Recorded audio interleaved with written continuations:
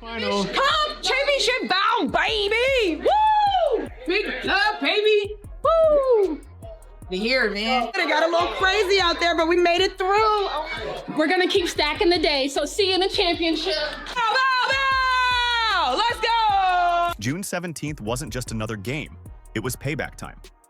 Remember May 30th? When JC Sheldon and the Connecticut Sun left Sophie Cunningham and Sydney Colson injured on the floor? When the dirty plays went unpunished? Well, the Indiana Fever remembered everything. And when Sheldon poked Caitlin Clark right in the eye during this rematch, something snapped.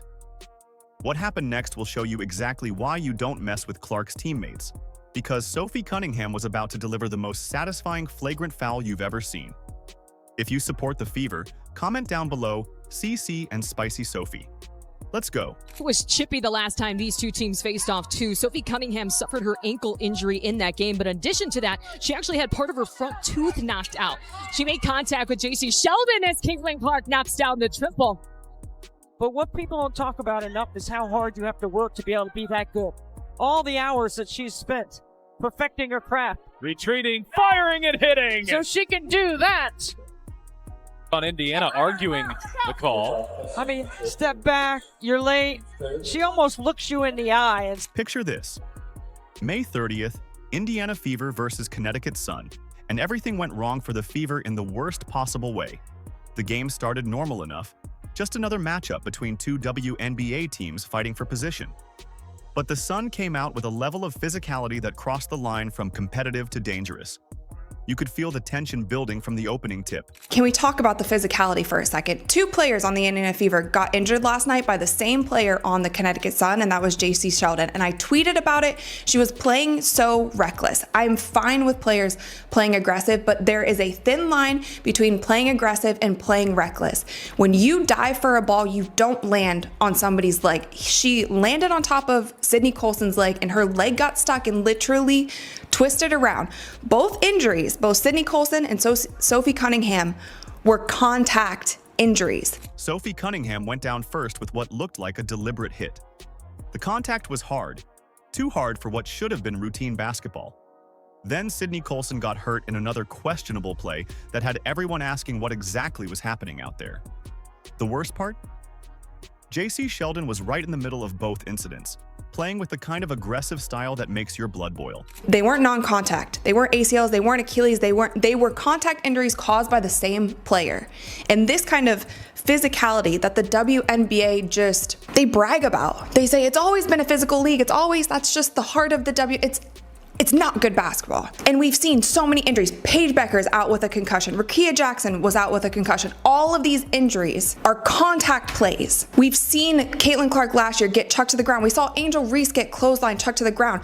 The players continue to do it because the refs are allowing them. Why wouldn't you keep doing it if you're a physical player? Here's where the college history comes into play. Sheldon and Clark had been going at each other since their Iowa versus Ohio State days. Back in college, Sheldon made it her mission to get under Clark's skin every single time they faced off on the court. She would shadow Clark everywhere, bump her on screens, talk trash during dead balls. This wasn't just basketball anymore. This was personal. Her mortal enemy took out a player. JC Sheldon. Caitlin Clark's mortal enemy. JC Sheldon. The referees that May Day seemed to let everything slide, like they were watching a completely different game than everyone else. Hard fouls went uncalled. Dangerous plays got ignored. Clark had to watch her teammates get hurt while Sheldon walked away without so much as a warning from the officials. The frustration was building with every possession. The Fever fought hard but lost that game 85-83. But more importantly, they lost two key players to injuries that could have been prevented if the officials had controlled the game properly. Sophie Cunningham and Sydney Colson were hurt, and their absence would be felt in the games that followed. This is a reckless play. This is reckless. It is dangerous. And this angle makes it look even worse. It is dangerous. Like, Sid Colson is between her and the ball. Sid Colson is in fact between JC Sheldon and the ball, and she dives through her knee. It wasn't even called as a foul. It wasn't even called as a foul. You could see it in Clark's eyes after that loss. The way she looked at Sheldon during the handshake line. The way she answered questions in the post-game interview. This wasn't over, not by a long shot. The Fever would remember this game, remember who caused the injuries, and remember that the officials let it all happen. June 17th couldn't come fast enough. June 17th arrives, and Clark is back from her quad injury and after a dominant win against the then undefeated New York Liberty, ready to face the Connecticut Sun again. This was her second game back after 3 weeks away from the court. You can tell she remembers exactly what happened last time. The way she walks onto the court, the way she looks at the Sun players during warm-ups. This isn't just another game for her. She just texts me. She never texts me during the game. All right. Here is Clark splashing home a three from way downtown.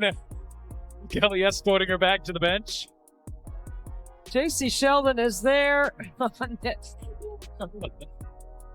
with her hand in her face. The game starts with that familiar tension hanging in the air. Sheldon is guarding Clark like her life depends on it, getting way too close for comfort.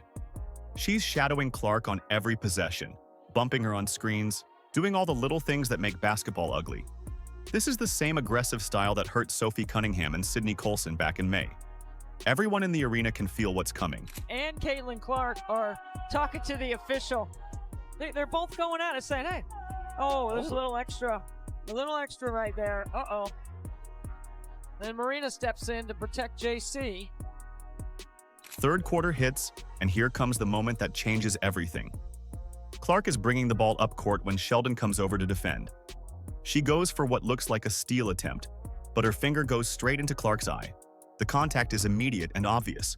You can see Clark's head snap back from the impact. Third quarter we go. They're trailing by 10. Keep an eye on her and JC Sheldon. Clark trying to back her down. Clark is okay. Sheldon, that was Clark, hitting her in the face. Clark is upset about that. Then everybody's upset about that. Marina Mabry comes in. She decks Clark, tempers flaring on both sides. Clark immediately grabs her face, and you can see the pain and anger mixing together as she realizes what just happened. She's squinting, trying to clear her vision.